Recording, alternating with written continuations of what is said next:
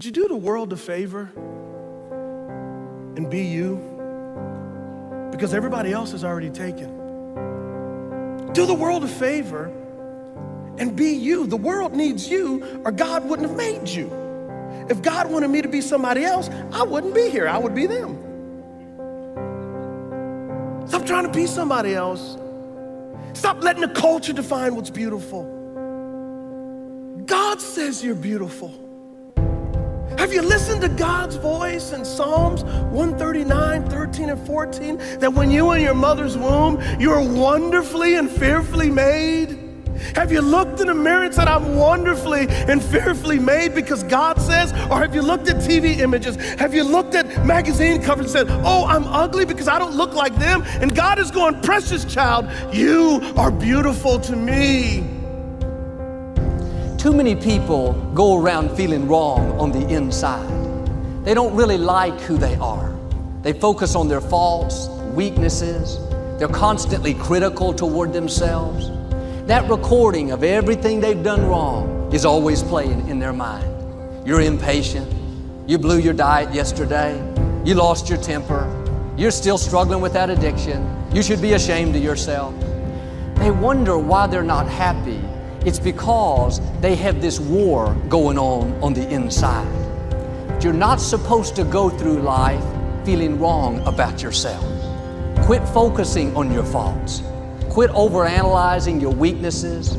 Quit beating yourself up because you're not where you thought you would be. Here's the key. You're not a finished product.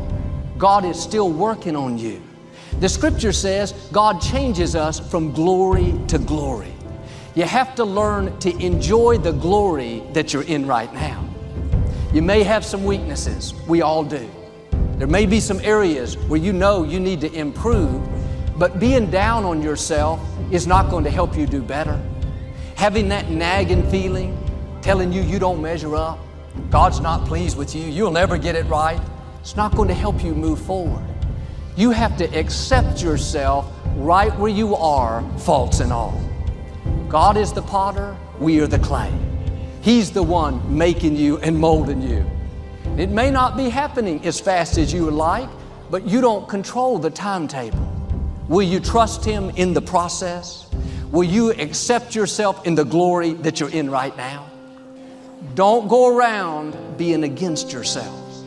You may have some things wrong with you, but can I tell you, you have a lot more right with you. You may have a long way to go, but if you look back, you'll see how far you've already come. Keep your flaws in perspective. Every person has something they're dealing with. When you are for yourself, you are in agreement with God. And some people have never once said, I like myself. I like my gifts.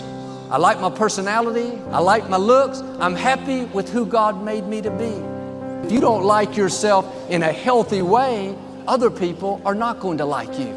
You project what you believe on the inside. If you feel wrong about yourself, you project inferiority, unfriendliness, discontentment. I'm asking you to feel good about who you are. You may not be where you want to be, but you're on the way. God is changing you from glory to glory. Start enjoying the glory that you're in right now. You may have some weaknesses. We all do. Don't you dare go through life against yourself. God is saying today, you are my beloved son, my beloved daughter, in whom I am well pleased. Now do your part. Start putting on the breastplate of God's approval each morning.